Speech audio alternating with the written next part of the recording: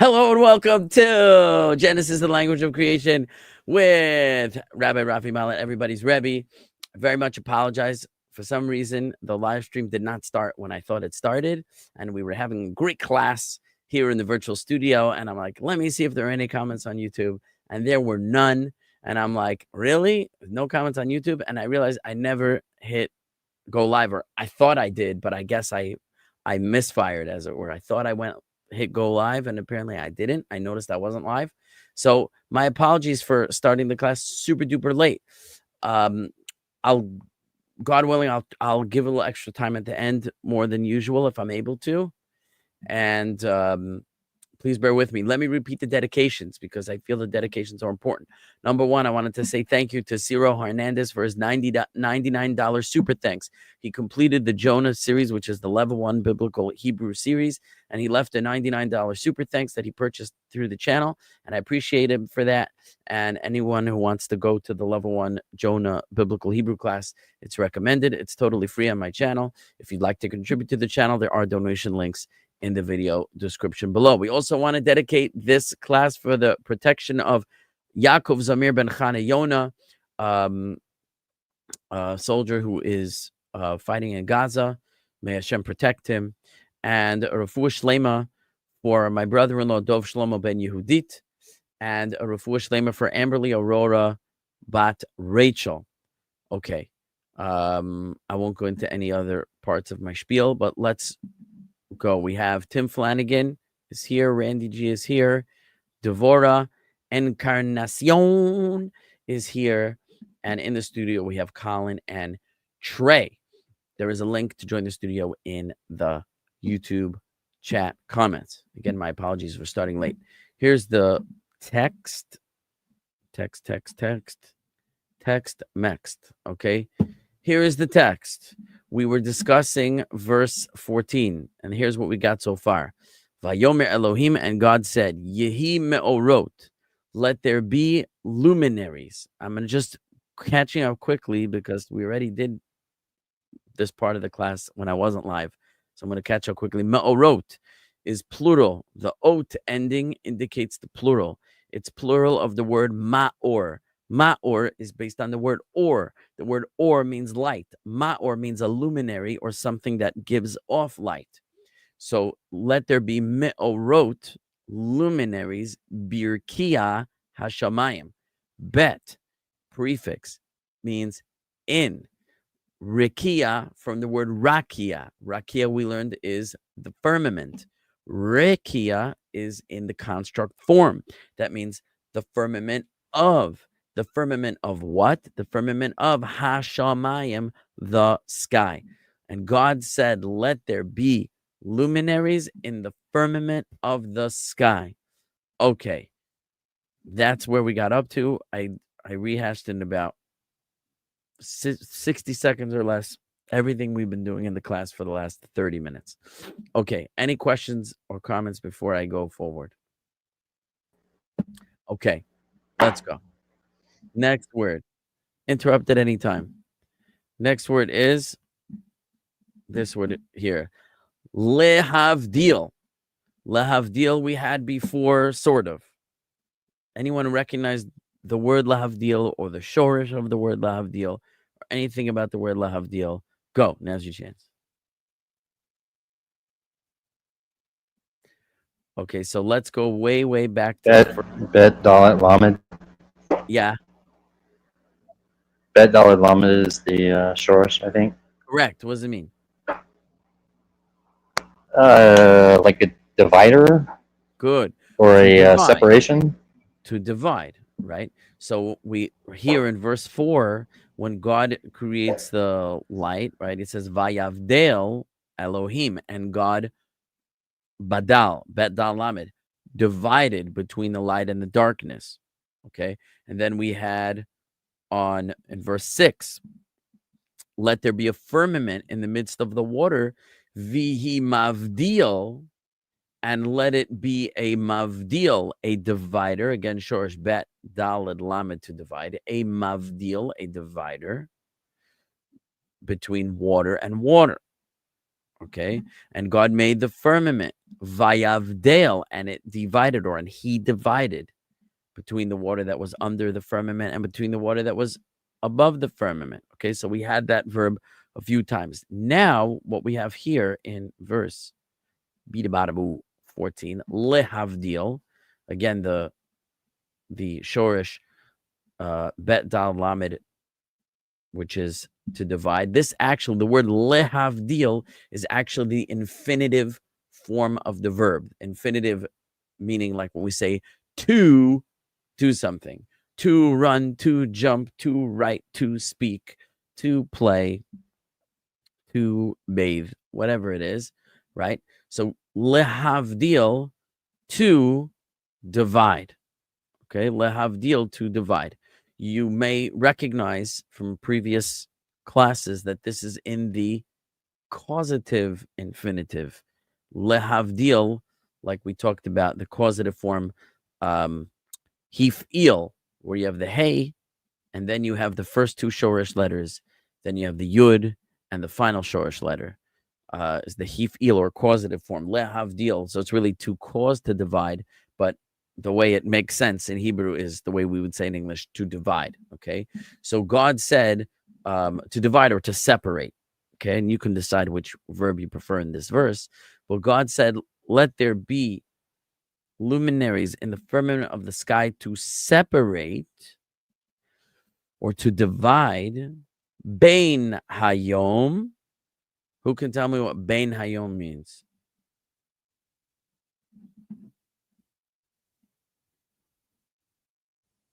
In the days. What's that? Between the days. Well, but bein is between, that's right. And how are you getting the days? I see ha is the definite article, and then I have the word yom. What does the word yom mean precisely? Oh, it's day. Sorry, day, not Day, days. singular. There's no plural Sorry. suffix there. So between the day, Right. to divide between the day, uvein halayla. Sorry, it's the night. Halayla, the night. So uvein, right? The vav prefix is and. Again, bein, between, and halayla, the night. Between the day and between the night. To divide between the day and between the night. Now remember that, welcome Devora. Remember that in Hebrew, or in biblical Hebrew, I should say, when you want to say between two things, it's not in English when you say between this and that. You put the word between prior to both things that you're dividing between. So you would say between this and between that. And that's how it was. We saw it done in previous verses, and that's how it's being done over here. Bein hayom uvein halayla, between the day and between the night. We would say in English, between the day and the night. So, and God said, let there be luminaries in the firmament of the sky to divide between the day and the night. Okay, now VHayu. Let's look at the word VHayu. Vav prefix, we all know, is and. What is the shorish of the word hayu?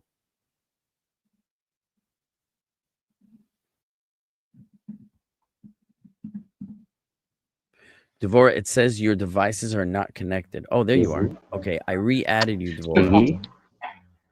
Like, I have a question. Is hamavdil the same as what you're saying about lemavdil? Lehav, is hamavdil the same as lehavdil? Yes. Okay. Like when before we're I doing answer it your on Motzei question- Shabbat. Oh, so when Shabbat ends and we say the blessing called Havdalah, Havdalah is very much based on the same root as the word lehavdil, and it's also in the causative form. It's the same form. Lehavdil, which is based on the root bet dalid lamed, okay, which is to divide or to separate. Havdalah is the separating or dividing ceremony where we divide between the holy Sabbath and the weekday that follows. Within that blessing, we say the word hamavdil bein kodesh lechol. Blessed are you, God, who divides hamavdil, who divides bein kodesh lechol, between the holy and the mundane. So mavdil is very much related to the word lahavdil. Mavdil would be both a noun and a verb, which I'll explain in a moment. Lehavdil is the infinitive verb, like we say, to divide. Lehavdil, to divide, which is helpful in Hebrew that the lamed prefix also indicates the preposition to, like in English. Lehavdil, to divide. It works the same in English and Hebrew. Now, the word mavdil can either be a noun, meaning one who divides, mavdil, one who divides. It can also be a present tense verb, meaning dividing, or one who is dividing, like a person who is dividing. The verb for dividing that he's doing at that moment is mavdil. Okay, so mavdil can either refer to the act of dividing or the person who's doing the dividing. Okay, so we say in that blessing that God is hamavdil. He is the one who divides bein kodesh l'chol, between the holy and the mundane. Okay, does that answer your question, Devorah? Hopefully it answers your question. Okay. Trey, you were answering, I think I asked you, Vahayu, what's the shorish? And you said to be. Is that what you said? That's what I was thinking. Oh, I was thinking it was like when we were saying Yehi Ma'orot, and I was saying Yehi sounds nicer than the alternative.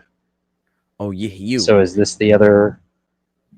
Okay, so this is the same verb, same shorish, the same root as Yehi, let there be, right?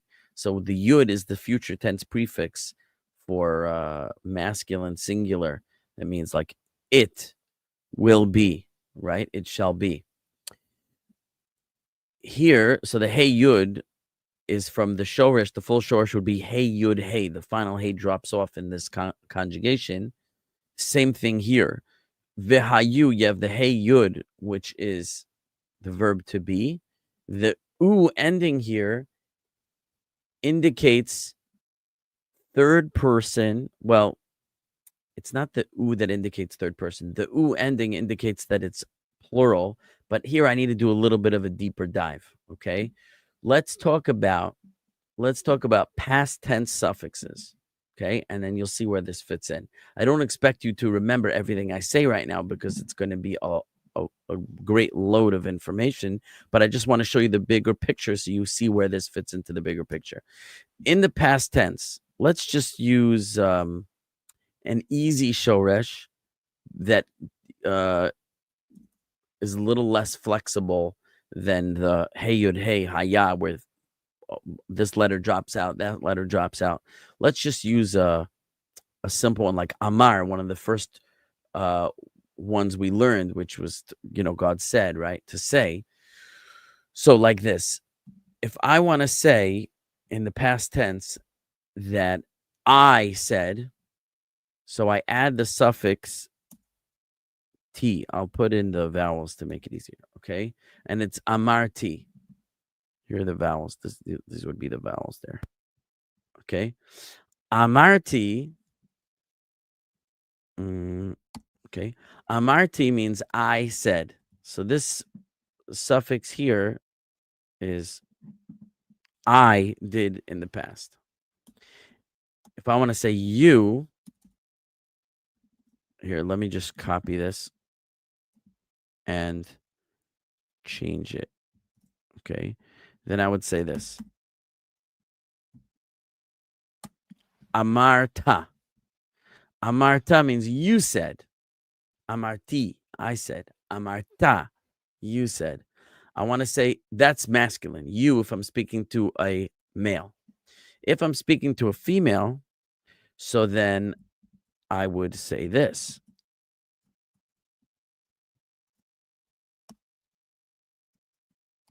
Amart. Amart. Amart is you, female, said. Okay. Masculine, like this is what we discussed way back in the beginning.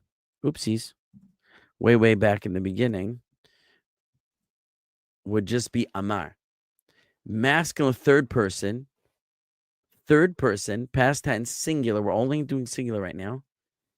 Third person past tense singular. So I'm saying he said. That's just amar. It's the three shorish letters with no suffixes. Like we had Bereshit bara.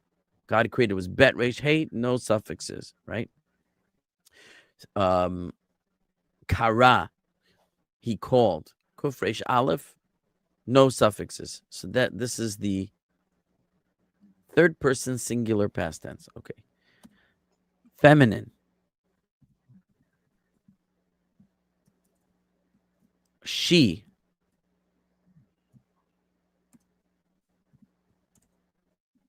Amira. Amira. Okay. Amira. She said. So I add the kamatz hey, changes the he said to the she said. With the kamatz hey, the very common feminine ending. Okay. Now let's get to the plurals. The plurals are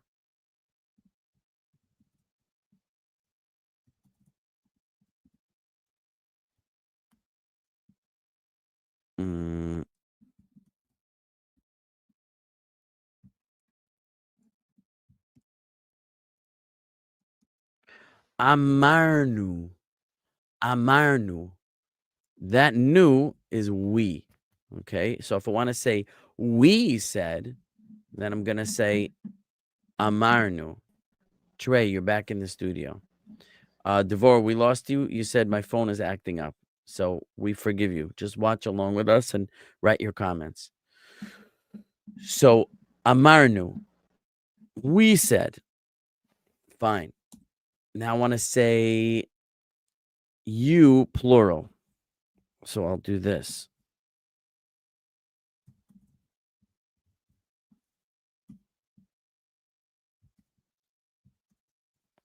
Amartem. Okay. Here, let me signify these suffixes with blue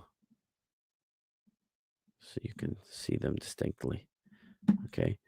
Amartem, you plural said. I'm speaking to a group of masculine, or when masculine and feminine are mixed up, I'm speaking to a group of men and women. I use the masculine. Amartem. If I want to say you female and I'm speaking exclusively to plural females, then I would say amarten. You don't have to remember all this. Just see how it all works. Then,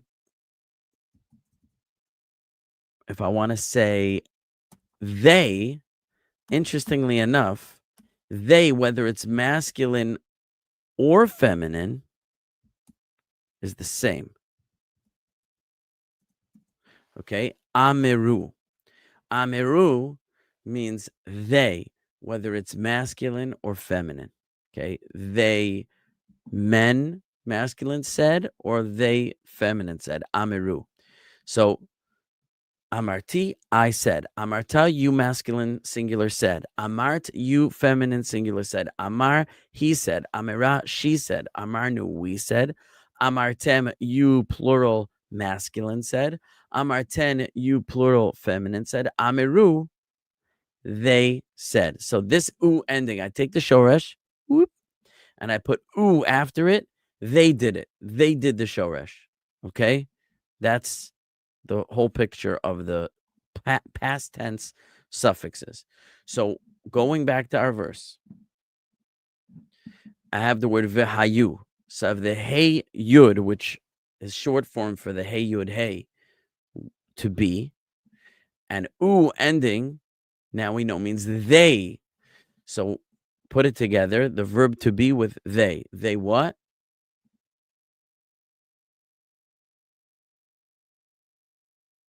Anyone? They were, or they will be? They were. Wait, why'd you say will be? I don't know. I don't know. I don't know either. Sorry. Full disclosure. I don't know. Okay, I know why you did, but you're jumping the gun. Okay, hayu means they were. Okay, but you remember, my friends, that when we learned the word vayomer, we learned that yud prefix is actually future tense. He will. Yomar in Hebrew means he will say. How did I get it to mean not God will say, but God said? How did I go from the future to the past? How did I do that? The reversing verb. The reversing vav. The reversing vav in vayomer took yomar, which is a future tense verb, and it made a vayomer a past tense verb. God said. The same thing is happening with the word v'hayu. Hayu on its own would be a past tense verb, and it might even be hayu rather than hayu. It could be that the emphasis, if it was a past tense verb, would be on the ha and not on the you. That may be hayu, okay? They were. But when this vav comes along, it reverses it from past to future. So now hayu they were becomes, or hayu they were becomes vehayu, which means They will be. they will be, or and they will be, because the vav still means and. So, and they will be. Okay, that was a tough little word, but I hope we made sense of it. So again, and God said, there shall be luminaries in the firmament of the sky to divide between the day and the night, and they will be good. Now, next word, leotot. Leotot. Leotot. Lamed prefix means what? 2 or 4. 2 or 4. Okay. Let's see if you can figure out which one it is here. Otot. Again, I have the plural ot ending. The plural ot ending. Now, when I say ot ending, I mean the vowel o plus taf. O. That's a plural ending, which makes this word plural. As we pointed out before, it's a feminine plural ending. We said me'orot is an exception, that even though it has a feminine plural ending, it's really masculine. Why? I don't know. It's one of those. It's one of those. There are some of those around. You got to look out for them. This is plural for the word ot, which you see in front of you, spelled here aleph taf, but really, if I would spell it in its standard spelling, it would be aleph vav taf. Okay. Aleph vav taf would be the standard spelling of the word ot, and here it's otot, which means plural of ot. What is ot? Ot means a sign. A sign. So otot are Signs. signs. So now what's leotot? I would imagine 4. Yeah. 4 signs, and they will be 4 signs. These luminaries that are going to be in the sky are going to be for what purpose? What are they going to be there for? 4 signs. That's what they are for. They are 4 signs. They are to be signs. Okay. Ulmoadim. So let's break this down. Vav prefix and lamed prefix 4. Moadim. Look at this word. It has im ending. Im ending, as we learned, signifies what? Masculine plural. Masculine plural. So this is a masculine plural noun. You see moadim, the singular for moadim would be this word, which I will write for you here.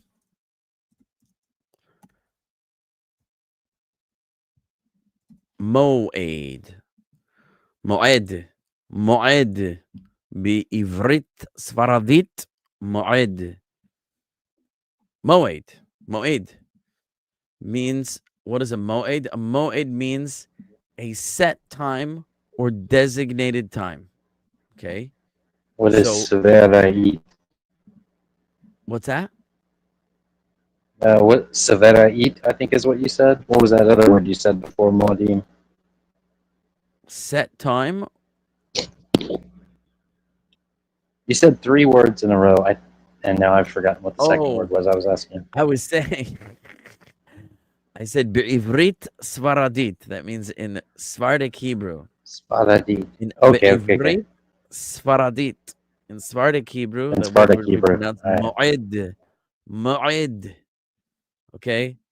So Mo'ed means a set time, a designated time.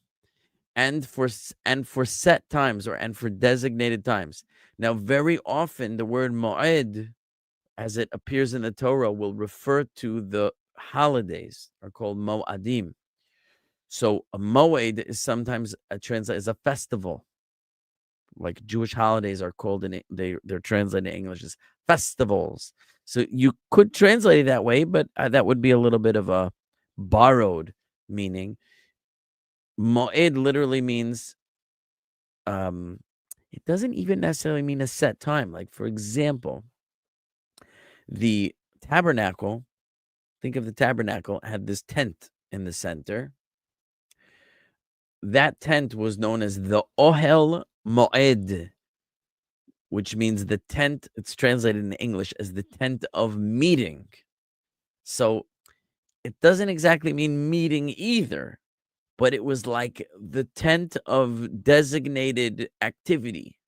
So Moses would be called there to speak to God. The priests would be active there in their specific duties and their assigned duties at their assigned times. So it's like the tent of assignment. And Moed here means assigned times. Okay, it's all context dependent.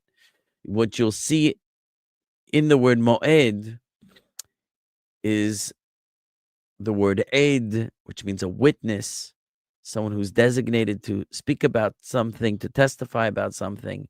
The word Eidah is related to this in Hebrew, which means a congregation, right? People coming together, meeting together in a designated place.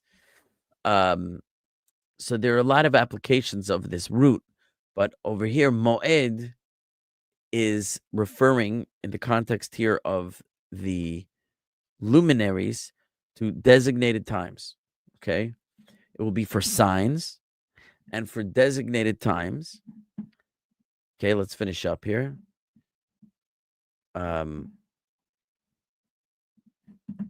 Yamim. Okay, so we have again Vav and Lamed for Yamim. Now this gets tricky. So I'm going to ask you, Yamim, what do you think it means? It's reminiscent of Yom, so maybe days. Oh, you are correct. Now, the reason it's so tricky is because we saw the word Yamim earlier and it did not mean days. And I'm going to bring you back to that. It also sounds like waters. So Mayim is waters. But related to Mayim, we had over here in verse 10, and God called to the dry land, Eretz, and to the gathering of the waters, he called Yamim, seas, from the singular Yam, meaning sea. Yam is a sea, Yamim are seas.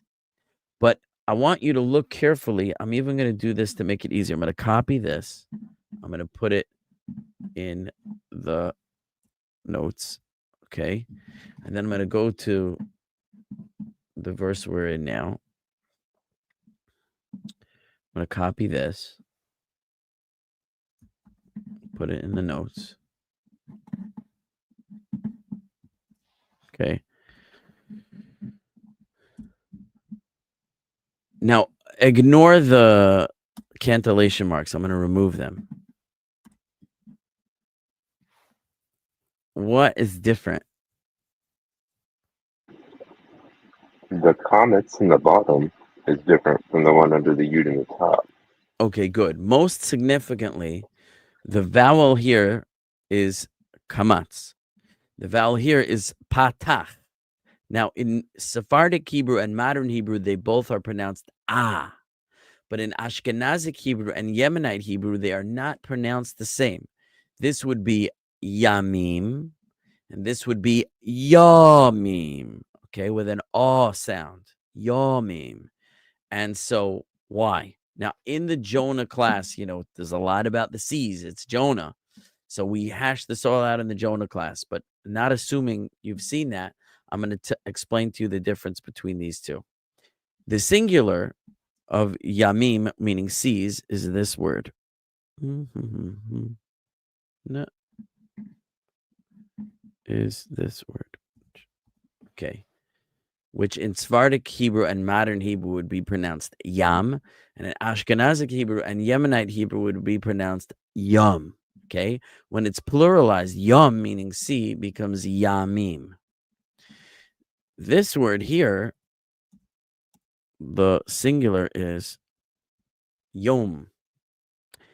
Yom, when it's pluralized, becomes yomim. Now, why is that?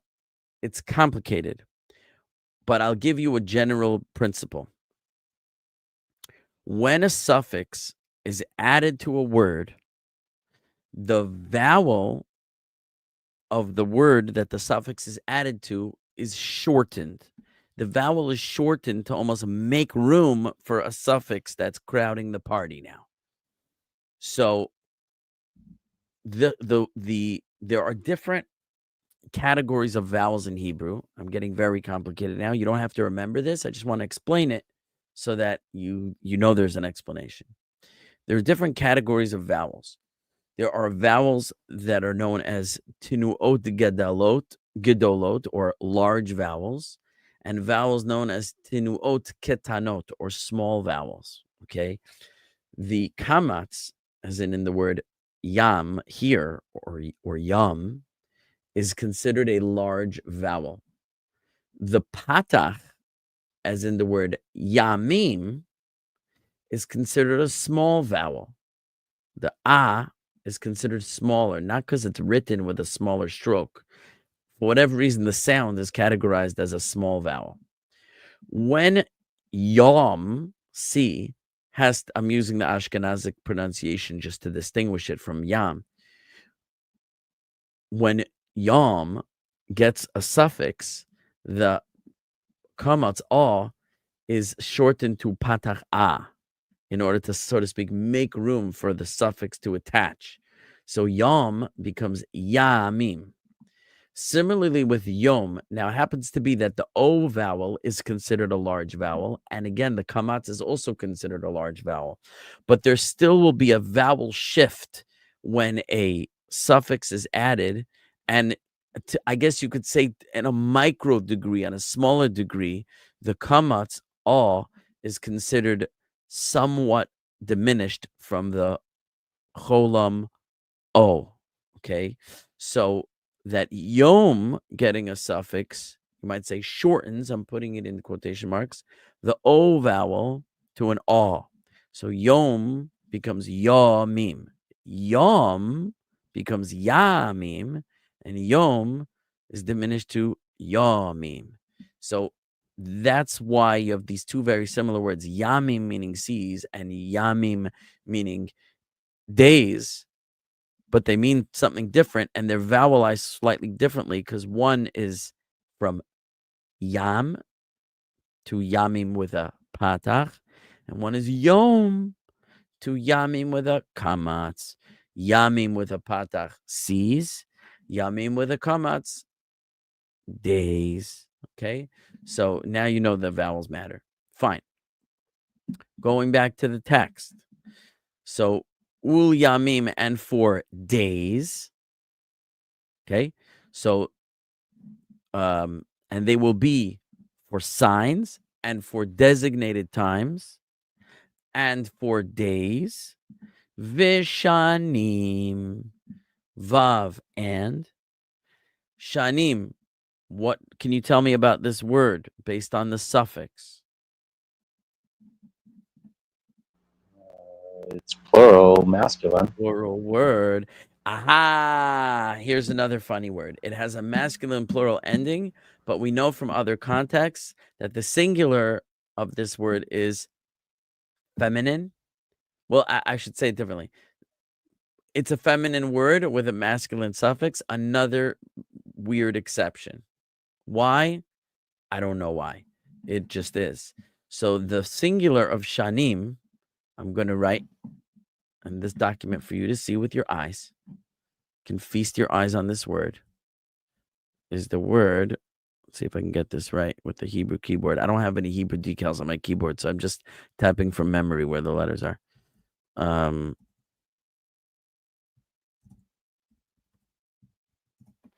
Shana. Okay? Shana. Anyone know what the word shana means?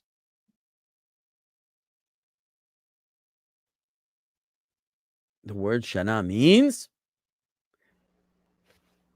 Trey?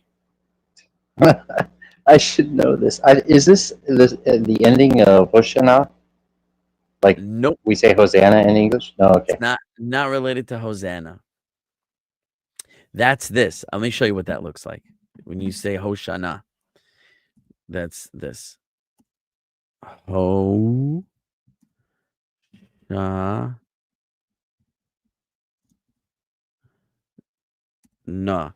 It's really two words. Sometimes they're combined into one as like an expression. Okay. But it's really a Hoshana, even as a compound word, is combined with two words. Hoshana. Hosha is from the root like to save. To save. So it's Hosha, save. Na means please. Save, please. Hoshana, save, please. Hosanna, Hoshana, save, please. It's not related to the word shana, as you could see.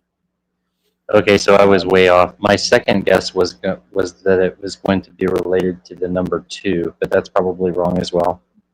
You're more on track with that answer, believe it or not. You're more on track with that answer. Tim has spoken up. Shana means year. Correct. Shana means year. Devora also. Could it be year? That is correct. Like Lishana Tova. Exactly. When we wish people, so to speak, a happy new year, we don't say happy new year in Hebrew. We say Lishana Tova. It should be for a good year, right? So Shana, as in Rosh Hashanah, the head of the year, the beginning of the year, the new year. Shana, year. Why does that have to do with 2? It has to do with the idea of a cycle, a repeating cycle, because the cycle of the year repeats again and again. It's a revolution. Yeah, it's a revolution. But I don't mean like the American Revolution. I mean like a revolution of the earth around the sun. So Shana is a year, and it is related to 2, meaning a repeating cycle. Okay, so going back to the text. Now it's feminine, okay? Feminine. So it will be for signs and for designated times and for days and for years. So again, going over the whole verse. And God said, let there be luminaries in the firmament of the heavens, sky, whatever you want, to divide or to separate between the day and the night. And they will be, the luminaries will be for signs and for designated times and for days and for years. Now, days and years is easy. We understand how the luminaries signify days and nights. Now, a few questions that I want to quickly answer, and we're way past the hour, so you'll have to accept my apology, is as follows.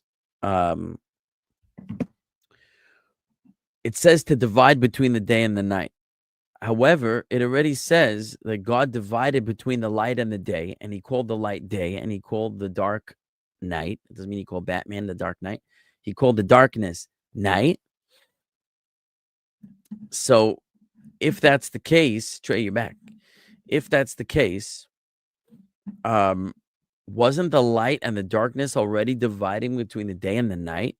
And if so, why do I need luminaries now to divide between the day and the night? What was wrong with the way I was before? Okay, deep question.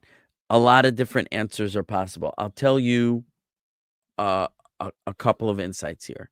Number one, why do I need the luminaries to begin with? I have light and I have darkness. Like, what do I need all this for? So what we spoke about earlier in this series is the idea that everything was created on the first day, but it was placed into its proper orbit, if you will, or its proper place in the days following. So that Rashi even says this, the sun and the moon, etc., were already created on the first day, but they were, doesn't say God created them here. Exactly. Doesn't use the word create. But he says they should be in the sky. I want them to be in the sky. And it's interesting that he uses the word firmament of the heaven. Why doesn't he just say firmament or sky, right? Why both? Is that another interesting thing is we see that things are sort of reaching their completed form, and God says he saw that it was good.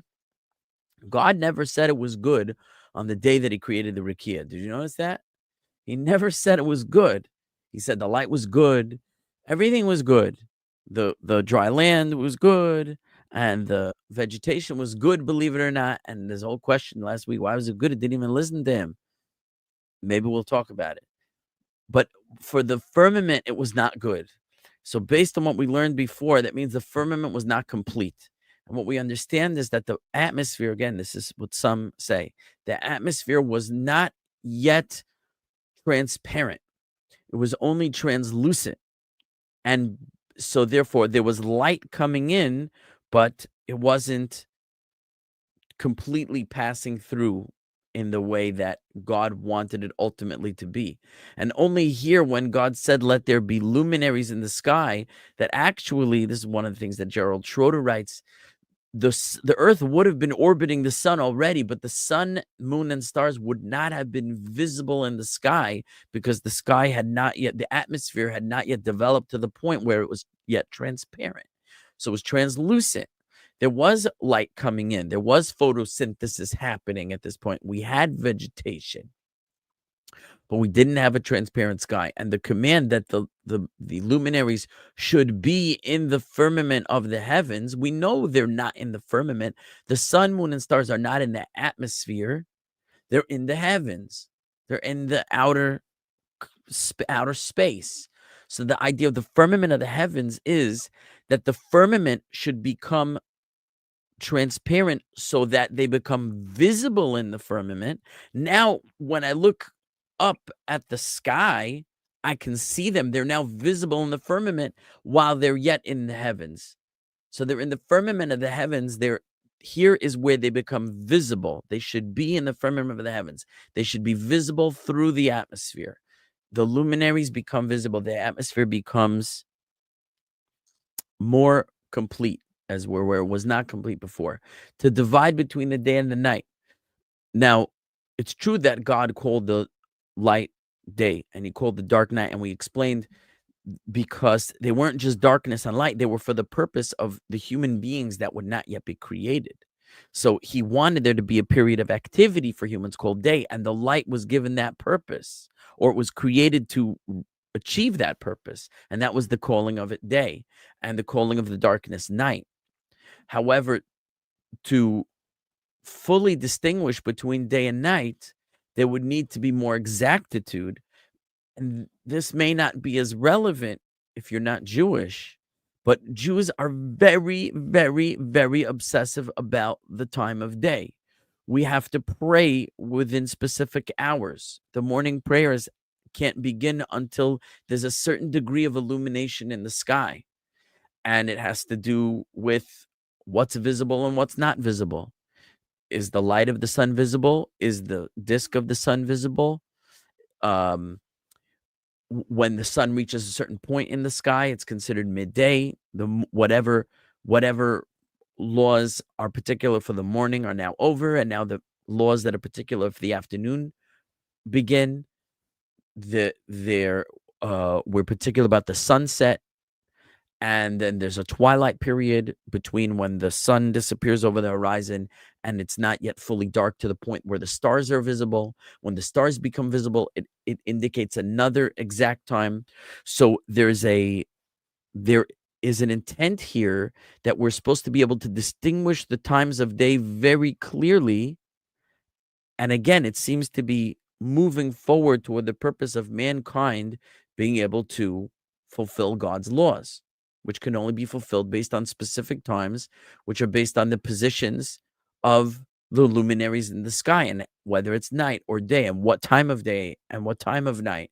And we're going to track the movements of these bodies to know what time it is and what laws we're supposed to be keeping at those times. So to distinguish between the day and the night, when you have a translucent sky, is not going to cut it.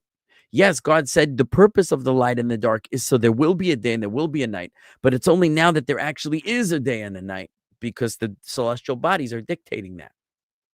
And they'll be for signs. Signs for who?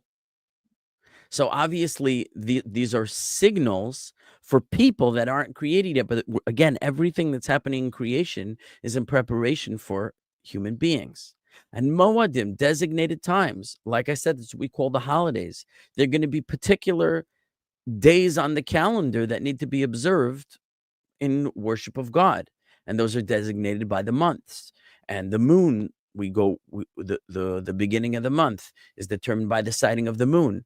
And then we count a certain number of days, and then we have a holiday on the 10th day of the month or the 15th day of the month or whatever the particular holiday is. But all these moadim, these designated times, these times of worship of God, festival times, are designated and dictated by the movement of the observation of the celestial bodies. And for days and for years, days and years is easy. Okay, we need to count days and we need to count years. I mean, for what purpose? Mankind has a purpose that each day has some significance and the years have significance. But again, to see them as signs and as festivals or festival times, you can see a very obvious preparation for mankind. So it's to distinguish between the day and the night. They're being placed into the sky, meaning the atmosphere becomes transparent so that they're now visible in preparation for mankind, that he'll be able to distinguish the day and the night, the times of day, the months, the day of the month, the calendar days for festivals and so on. They should be for signs and for set days, set times, and for days and for years. Okay, so that's about as much as I have to say on 1 foot. We remain with the question of why is it good if the land didn't produce the way that God wanted to? I have thoughts on it, but we're out of time, so maybe I'll save those thoughts. Any quick questions before we call it a night? Not a question, but congratulations on 2,900 subscribers. Oh, thank you. That's right. We just hit 2,900 subscribers, so are 100 away from the big 3,000. You know, I'm not Mr. Beast. But you know, Not yet. It's a nice feeling to know that what we're doing here is spreading. Hopefully we're trying to spread positive messages and positive ideas about Hashem, the Torah, and how God wants us to live a good life.